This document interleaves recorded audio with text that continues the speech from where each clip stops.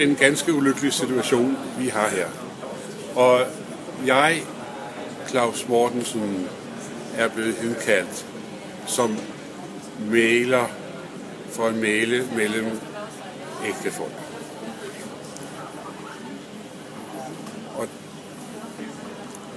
jeg har de bedste forhåbninger om, at vi kan få overbevist den stridbare herr Niels om, at han må følge al kristelig rimelighed og god skik og indse, at ægteskab det er for at skaffe børn.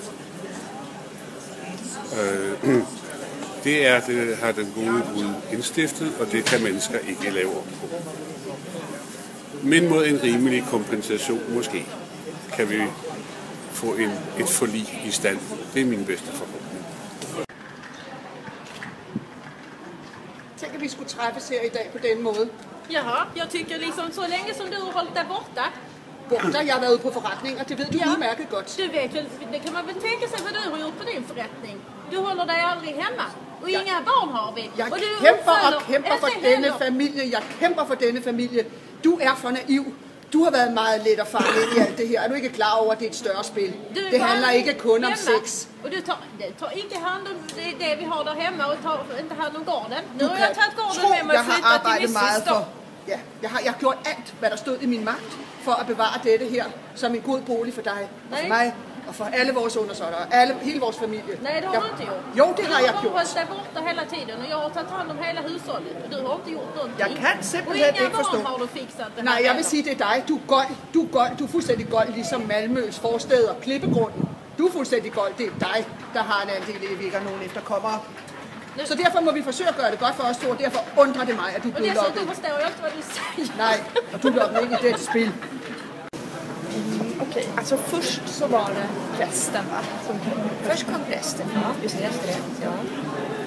Och sen var de här. Ja. Och de var ju så osams. Ja, De grälade verkligen, så det hördes över hela bygden, hela stan. och de är osams. De är osams. Fast vi ville egentligen inte säga så mycket mer egentligen. Nej. Men Vi ville hålla tyst helst, Men de är osams. Fast, alltså, men det är ju så att de är ju inte osams egentligen. Men de är inte osams egentligen. Alltså det är ju så att de bråkar. Fast egentligen så älskar de varandra. ja. Eller? Ja. Det var något med systern. Alltså det var något med systern som ville. Jag har sett dem. Jag vet att det är systern ville ha. Tänkte på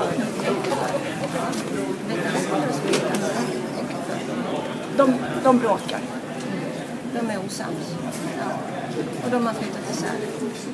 Men som sagt, ska vi säga något mer? De bråkar. Vi säger det.